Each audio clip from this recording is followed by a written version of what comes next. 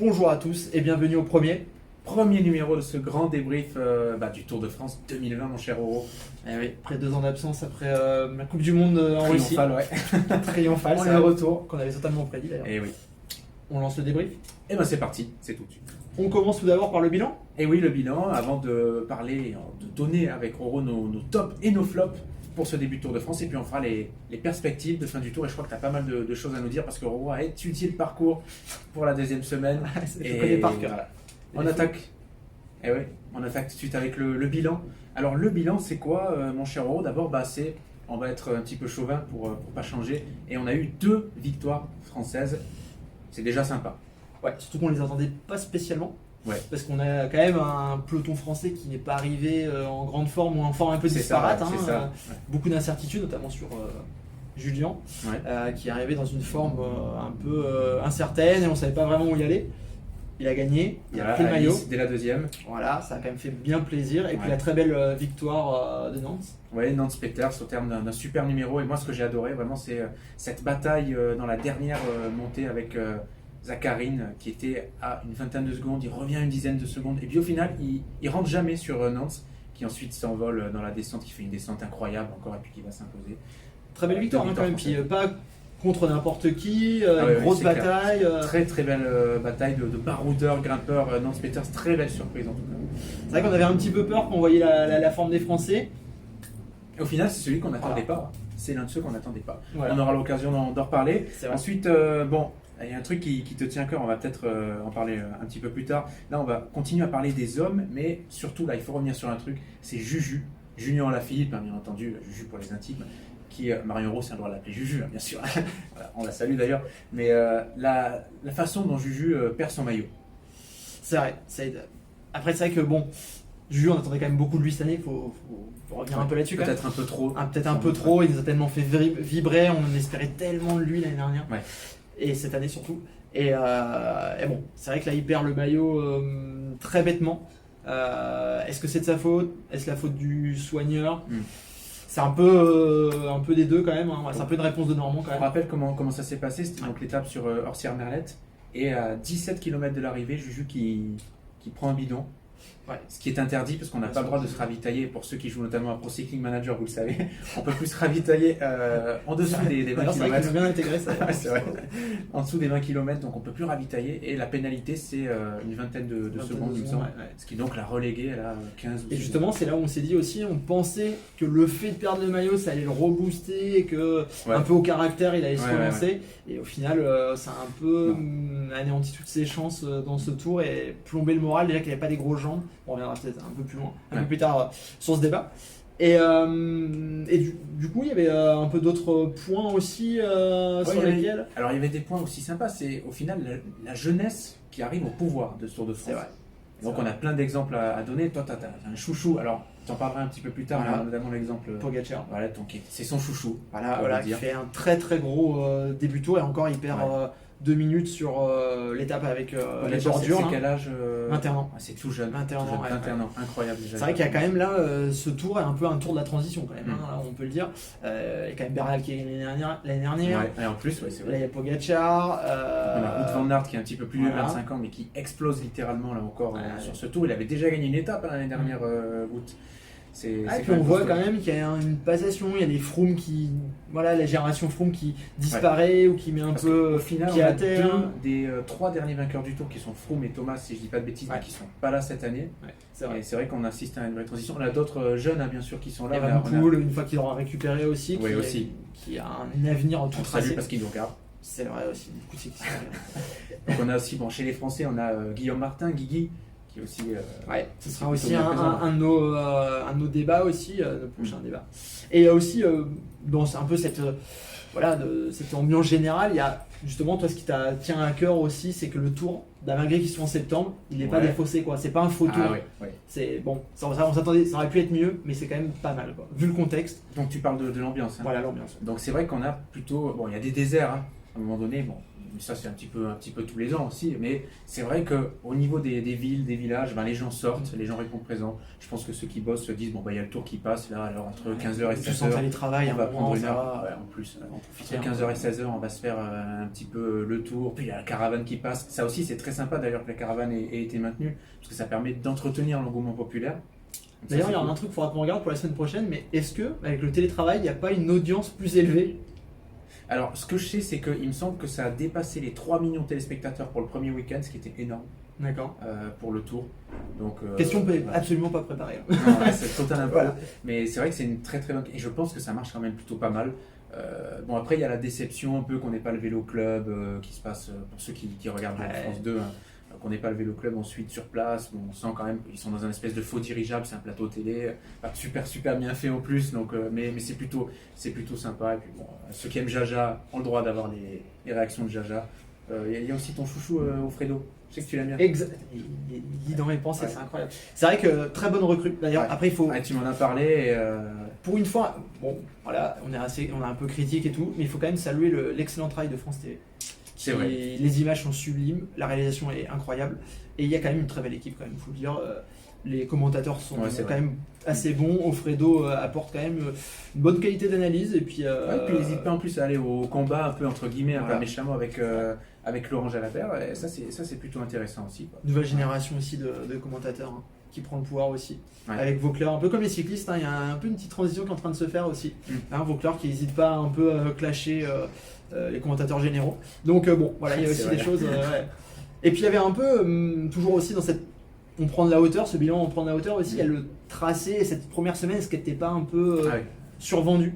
Comment tu analyses un peu ça alors je dois vous le dire, désolé, je te vends, mais Oro a beaucoup gueulé contre le tracé. Et en fait, je suis complètement d'accord avec toi, parce que c'est vrai que, tu l'as dit, on nous a survendu un week-end de départ tonitruant. Ouais. Au final, bon, alors la météo n'a pas aidé sur la première étape, on est d'accord, donc il y a eu une course un peu neutralisée, c'était très très calme. La deuxième étape, au final, on a une première grosse semaine, puisque la semaine ça a été 9 jours, 8 jours, 8-9 jours. C'est ça, ouais. Bon, c'est vrai que c'était vraiment super calme. On a une seule arrivée au sommet, il me semble. Oui. C'est possible. On a déjà traversé les Pyrénées. Ouais, c'est vrai que c'est. Les Pyrénées, c'était une étape et demie. Il y a toujours ce problème de tracé quand même, où alors bon, c'est ce que j'entends aussi, c'est que bon, est-ce qu'il faut favoriser seulement les spécialistes de la montagne Voilà, les arrivées en descente, c'est spectaculaire aussi, ça crée des dégâts, des écarts. Mais bon, quand même, quoi, quand on voit les Giro, la Vuelta, c'est quand même. Voilà, c'est plus trépidant, il y a quand même beaucoup plus d'incertitudes. Là, les arrivées, quand on se tape les cols et l'arrivée qui est 30 km après le dernier col, c'est sûr que ça favorise pas les attaques, quoi. Même en plus quand on voit que les très bons descendeurs comme Julien n'ont pas la moelle et la force cette année pour y aller, ou les Thibaut Pinot aussi, on se dit à quoi bon, quoi. À un moment, va peut-être falloir aussi qu'on revoie un peu ces tracés. Et ça donne des courses qui se neutralisent, on a du coup peu ou pas d'échappées qui vont au bout. Et d'ailleurs, c'est le dernier point de ce bilan. On voulait revenir sur l'étape catastrophique. Bon, je pense que si une personne vante cette étape, eh bien écoute, je lui tire mon chapeau, personnellement. C'est l'étape Gap-Privas. 5e étape, et là, qu'est-ce qui s'est passé, Roro? Enfin, qu'est-ce qui ne s'est pas passé? Pas tout, mais c'est tout. Non, c'était une catastrophe là. Franchement, je pense que. Pas d'échappée. Dans l'histoire, il y a eu très peu de cas. Parce que, bon, moi je veux bien, j'ai lu, on m'a envoyé un peu des liens en me disant, mais oui, telle année, il y a eu une étape qui était très ennuyante. Mais au final, il y a quand même eu des attaques. Là, il y a quand même eu 0 attaque. Il s'est quand même rien passé. Rien. Alors bon, certains ont dit oui, mais ils se neutralisent parce que la suivante, a été difficile, voilà, et puis la suivante va être très dure ouais. et tout. Et quand même, quoi, c'était d'un chiant, quoi. Ouais. Enfin, ouais, j'aurais pas aimé de commentateur ce jour-là, quoi. C'était. Ouais, c'était pénible à voir. Et bon, c'est malheureusement un peu à l'image au niveau sportif de cette première grosse semaine. Bon, même si on a eu des victoires françaises, qu'on a la jeunesse au pouvoir, on s'est un peu embêté quand même. C'est vrai que dans l'ensemble, c'était à partir. Ça a bien commencé. Enfin, le tour s'est lancé à partir de la 7e étape, à partir des bordures. Bordures et Pyrénées, bon, ça a un peu bougé. Ouais. Mais c'est vrai qu'au départ. Des défaillances aussi. C'est difficile. Et d'ailleurs, les défaillances vous nous emmenez à nos tops et nos flops. Et oui, la deuxième partie de cette vidéo, c'est parti. Et on attaque, les amis, ces tops et ces flops avec les. Avec les tops, il faut dire, avec les tops et les flops avec les tops. Et donc, le top, ton top, Roro, c'est Pogacar. qui est quand même assez impressionnant, malgré sa perte d'un peu plus de 2 minutes, c'est ça Ouais, à peu près 1 minute 30, je crois, c'était sur donc, les fameuses bordures de l'équipe de la Bora, de l'équipe à Sagan, qui d'ailleurs n'avait strictement servi à rien. Parce que, bon, après, il y a eu des problèmes mécaniques, je crois en plus, il y a eu beaucoup de problèmes mécaniques sur cette arrivée. Coquard a une aussi, Julien aussi a eu un problème, dû au revêtement. Et oui, sinon, Pogacar qui fait un début de tour assez impressionnant, dans la lignée de sa Vuelta de l'année dernière, où il gagne 3 étapes, maillot blanc, et fait le podium quand même. Non, mais c'est quand même un coureur 21 ans seulement l'année dernière. C'est impressionnant. En plus, c'est un coureur qui est hyper complet, très fort en contre-la-montre, très très fort en montagne. Et puis là, on a vu qu'en plus, l'ego, une fois un peu piqué au vif, attention, il envoie. Il envoie, il n'ose pas, il n'hésite pas à attaquer. Non, il y va. Franchement, très très beau coureur. Oui, et puis on pourrait dire en plus que c'est l'insouciance de la jeunesse, mais en fait, il sait qu'il est fort, il attaque. Et c'est le seul qui amène un petit peu d'animation quand même parmi les favoris, hein, entre guillemets, parce qu'on peut dire qu'il est parmi les parce favoris. que les favoris qui sont jusque-là se neutralisent un peu quand même. On voit que Roglic est très fort. D'ailleurs, je crois que ça sera ton top. Un peu plus que Roglic. Mais on voit que Roglic, malgré qu'il soit très fort, au final, il n'attaque pas. Il creuse pas d'écart. Il creuse des écarts sur les plus faibles, mais à aucun moment il attaque. Il le suit. Après, c'est sûr qu'il va sans doute attendre le contre-la-montre, parce que c'est là où il va écraser le tour, et là il va remporter le tour sans doute. Mais c'est vrai que quand même, il n'y a que Pogacar qui est là, qui est devant, et qui va là de l'avant, quoi. Ça fait plaisir. Attention quand même, attention. Ouais, transition toute faite du coup. Pour ton top. Puisque tu parlais de Roglic, c'est vrai que c'est l'occasion de parler plus largement, tu disais un petit peu, de son équipe, de la Jumbo-Visma. Et bon, quelques noms rapides, bien sûr Roglic, on a Tom Dumoulin, petite modeste référence. On a bien sûr l'ami Bennett, on a Sepp Kuss aussi, le jeune américain, qui a un petit peu défaillé, mais on l'avait vu très fort sur le Dauphiné libéré, notamment je crois sur la dernière étape qu'il avait remporté, très très fort aussi, qui est hyper affûté, mais bon, au final il n'est pas trop là. Quelle équipe!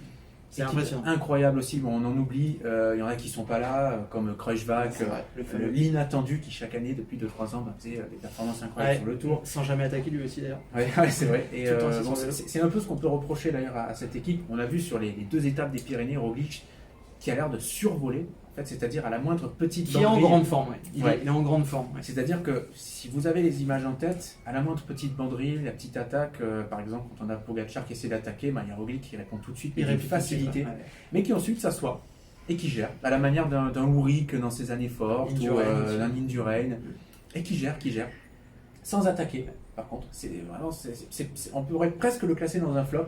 C'est un petit peu dommage, parce que quand vous avez une équipe avec un Dumoulin qui se met à rouler et qui essuie littéralement le peloton des favoris. Et au final, vous n'avez plus que 4, 5, 6 éléments du Moulin qui décroche inexorablement.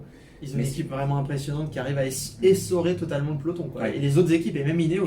Et on a oublié, bien entendu, Van Aert, qui est dans cette équipe aussi, qui a claqué 2 étapes, qui, quand il prend un relais équipe en montagne... ultra complète. Voilà, il gagne au sprint, il gagne en montagne, ils vont peut-être gagner au contre-la-montre. Ils ont une équipe de rouleurs qui est impressionnante, honnêtement, sur le papier. Même on voit Ineos. Ineos qui fait presque pas le copie à côté quand même. C'est vrai. Bon, après, ils ont un peu de malchance, ils jouent de malchance aussi un peu sur ce tour. Où, ils ont quand même des coureurs dont on attendait un peu plus et qui sont en méforme. Mais bon, après, c'est un peu le lot de. Notamment Sivakov, le franco-russe, russo-français. Il cherche une excuse. Et du coup, c'est l'occasion d'enchaîner avec les flops, Poro. Et je crois que toi, tu as un flop qui est bleu-blanc-rouge. Très largement. Et oui, c'est vrai qu'on pourrait se poser quand même la question des Français face à l'obligation de gagner ou face à la pression de la victoire, que ce soit Julien, Thibaut. Thibaut, vraiment, on se demande si un jour il va y arriver. On se demande même de moins en moins d'ailleurs, parce que même lui, il a dit que cette année, face à autant d'échecs, peut-être qu'il va falloir une remise en question un peu plus large. De sa carrière, avec une déclat qui est un petit peu triste quand même. C'est vrai que qui remet un peu en cause sa vie cycliste, presque, on a l'impression. Ça fait peur parce que il nous a tellement donné l'année dernière on attendait encore beaucoup de lui. En plus, il a fait une préparation qui me semblait plutôt bonne, avec un bon Dauphiné. Enfin, il était vraiment en grande forme. Marqué par une chute quand même, je crois. Et en fait, comme Bernal d'ailleurs. Sa saison a été marquée par des chutes. Il a quand même cette année beaucoup chuté. On sait que c'est quelqu'un qui est très à l'écoute de son corps, qui très à l'écoute et qui subit assez mal les déboires, psychologiquement d'ailleurs, notamment. Et ouais, c'est vraiment les Français face à un rôle de leader ou de pseudo-leader, et ben on voit qu'ils n'y arrivent pas, quoi. Ça fait un peu penser aussi au tennis, quoi. On sent que psychologiquement on a des très bons, on a des très bons sportifs à tous les niveaux, mais pour passer la petite marche, et ben il manque quelque chose. Pour aller gagner, c'est difficile. C'est ce qui fait un peu de peine, parce qu'on voit Julien aussi cette année qui fait une saison dans l'ensemble très en deçà des attentes, quoi. Ouais.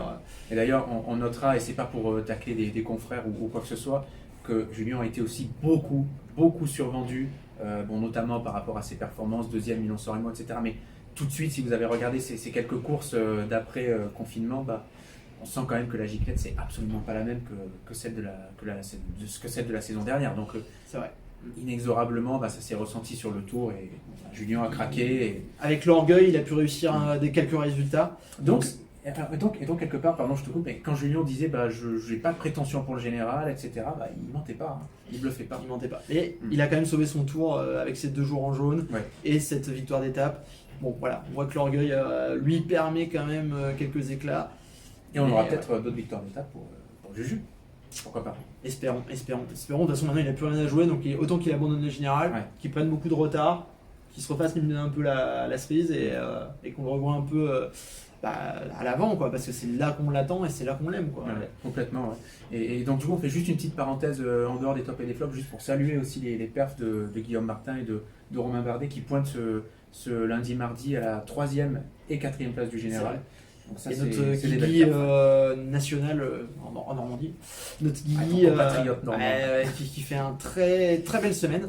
On sent il va pas falloir non plus que ça accélère trop dans le peloton, notamment en montagne, mais il fait preuve d'une très grande forme, très grande forme. Il arrive à suivre. D'ailleurs, il a très bien suivi Quintana lors de la dernière étape. Exactement. Romain Bardet aussi. Les 2 Français qu'on n'attendait peut-être pas à ce niveau-là, c'était pas eux qu'on attendait. C'est un peu les outsiders du peloton français. Et qui au final sont au rendez-vous, et notamment il ne faut pas oublier, c'est que Romain Bardet a eu énormément de pression les derniers tours. Celui-ci il n'en avait aucune puisque personne ne l'attendait. C'est à peine si on le voyait dans le top 40. Et puis au final le seul qui est au rendez-vous. Qui a chuté aussi samedi, Romain Bardet, et qui s'est bien. Et le seul qui est au rendez-vous, c'est lui. Donc et tous les deux, donc Martin et Bardet, qui pointent à une 30aine de secondes, je crois, de mémoire. Seulement, on a envie de dire après. Pourront-ils faire mieux, aller chercher un petit jaune? On sent quand même, comme tu dis, qu'il ne faut pas que ça attaque trop fort. C'est ça que Romain a l'air quand même. Il est bien, il est affûté, toujours sans prétention. Et d'ailleurs, je pense qu'il prend ce qu'il peut prendre. Est-ce qu'un Français peut viser un top 10, un top 5? C'est une question pour moi, ça. Ouais. Ah ouais. Non, mais j'ai pas envie d'être méchant. Non, top 5, honnêtement, je ne sais pas si Guillaume va tenir sur 3 semaines, parce qu'on ne l'a jamais vu véritablement en réel leader. Il montrer de quoi il est capable sur 3 semaines.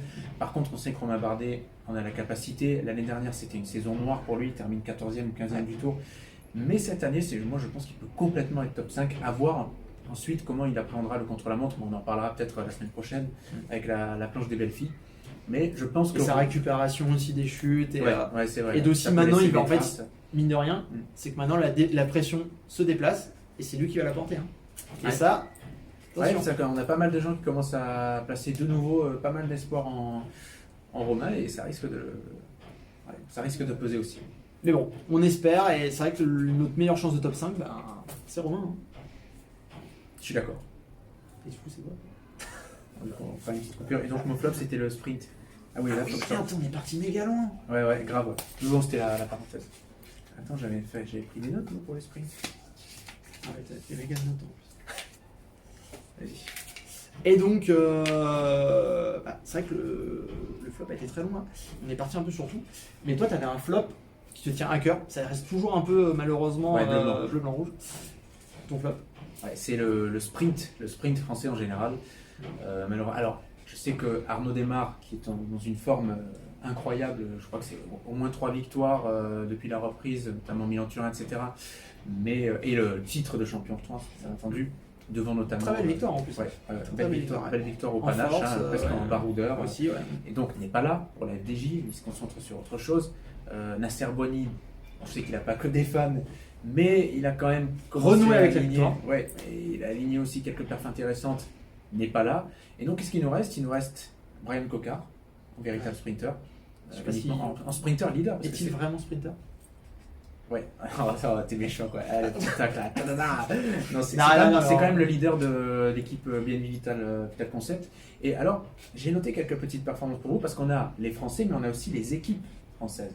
D'accord. C'est aussi ça ton point. Et alors, j'ai comparé les performances entre Brian Cocard, leader français dans une équipe française, et puis Ella Viviani, leader italien, mais d'une équipe française qui n'a plus gagné sur le Tour depuis 2008, depuis 12 ans, la Cofidis. Et quand même, qui a été recrutée un petit peu pour ça, pour briser cette malédiction sur le Tour, sans victoire. Et alors écoute, je t'ai noté les performances d'Ella Viviani sur le début de ce Tour, c'est une 6e place. Ouais. Tu me C'est dis pas pas mal. et après? C'est pas mal quand même. Ouais, Il y a on dirait un Sandy Gazard dans la bonne époque. Il n'y a que ça, il y a que ça. Et sur le sprint de la 3e étape, il a même été battu par Guillaume Martin en terminant 33e. Il termine 97e de la 5e étape, donc qui avait été un peu un carnage. Et sur la 7e étape, donc quand il y a la fameuse bordure, il n'est pas là. Et c'est Christophe Laporte qui fait 4e, c'est-à-dire que Christophe Laporte, sur son unique sprint, a battu son équipier, Ella Viviani, qui avait fait 6e. Poisson pilote. Vous avez noté. Donc, Cofidis, Il y a c'est même des catastrophique. Français qui font des meilleurs perfs que Viviani. Ouais. Qui, depuis qu'il est passé côté français, vraiment est en grande souffrance. C'est le désert total, hein. Ouais. Et en plus, bon, il a un peu un problème où il a un peu de mal à le placer quand même. C'est vrai, dans les sprints, il est jamais Et très bien pourtant, placé. il a aussi son poisson pilote Consoni, j'ai oublié son prénom, italien, qui a été aussi recruté pour accompagner Viviani sur les. Bon, ça sera peut-être une année pour lui de rodage, mais Bon, ça pose aussi la question de la gestion des sprinters par Cofidis, parce qu'on a vu les déboires de Nasser Boigny avec Cofidis, Laporte qui n'arrive pas non plus à conclure. je pense que c'est un peu les sprints en France, on a quand même un peu de mal, quand même, mine de rien. Je pense qu'on a atteint Il y a pas une un peu culture un du seuil, sprint, voilà, il n'y a pas une culture du sprint, enfin, pas une culture du train et d'un train complet. C'est quelque chose qu'on n'a jamais vraiment su. C'était un peu l'apanage de la télécom, un peu des grandes équipes. Oui, l'époque, le temps d'Eric Zabel. Voilà, Eric Zabel, Cipollini. Mais nous, on n'avait pas vraiment cette culture-là. On n'a jamais vraiment eu. Enfin, Cazard, quand il gagne, c'était tout seul. Et nous, on n'a pas vraiment ça. Et là, on sent que lui, ça lui pèse un peu, qu'il fait un peu ses sprints tout seul dans son coin et qu'il est jamais bien placé. Il est jamais bien placé. Et on imagine en tout cas, pour parler des sprinters français, que Marc Madiot doit regretter du coup de ne pas avoir appelé Arnaud Desmar sur le Tour, parce que avec les déboires de Thibaut Pinot, ça aurait peut-être permis à la FDJ de claquer une ou deux. Parce que bon, il y a très peu de sprinters sur ce Tour. Et je pense qu'Arnaud Desmar était largement au-dessus de la plupart des sprinters, et c'est vrai que ça aurait donné une belle bataille face à Caleb Ewan. On peut pas en vouloir à Madio. Il attendait tellement de Thibaut et on attendait tellement tous de Pinot. Et puis en plus avec des cibles, on peut tellement tout refaire. Et donc sur les sprinters français, je voulais aussi insister sur Brian Cocard. Brian Cocard qui est souvent placé, 8e, 9e, 7e et 3e sur le. Qui a une particularité quand même sur ses sprints. Sprint assis. Donc jamais debout sur les pédales. C'est tout le temps assis. Alors, est-ce qu'on peut appeler un sprint? Moi, je pense qu'il est tout en accélération. Souvent, c'est un peu à sa décharge, mais je suis quand même un peu d'accord. C'est parce qu'il dit qu'il se fait enfermer. Et que, du coup, son train n'est pas efficace. Dans son train, on a Kevin Reza, et il y a peut-être un deuxième qui l'accompagne de temps en temps. Geoffrey Soupe, c'est ça? Je ne me rappelle plus. Mais je sais que Kevin Reza, donc, ils sont un peu son poisson pilote. Mais bon, au final, Cocard, dans les derniers hectomètres, se retrouve toujours seul, enfermé. Et même quand il est placé, il se fait déborder. Il y a quand même des sprinteurs qui ont l'habitude d'être un peu seuls, de prendre la bonne roue. Le problème, c'est quand même de ne jamais se mettre debout. Enfin, c'est quand même. Alors bon, il a fait de la piste, c'est un pistard à la base, mais quand même, c'est quand même impressionnant.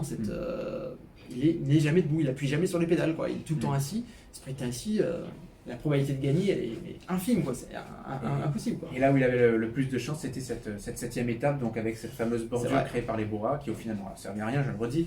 Et il termine 3e. Après, il se fait battre par une pépite quand même du peloton.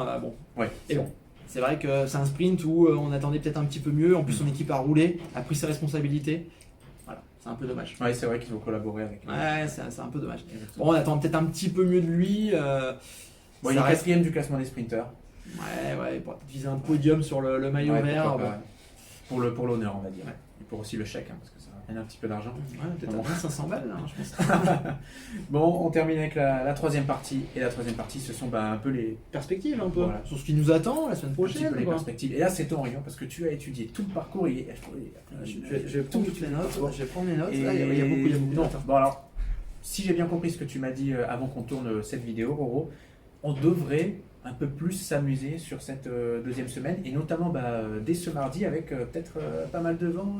Et oui, là c'est les 2 étapes qui sont à l'île de Ré ou autour. Donc là, potentiellement, il peut y avoir les éléments naturels qui vont rentrer en compte, dont le vent.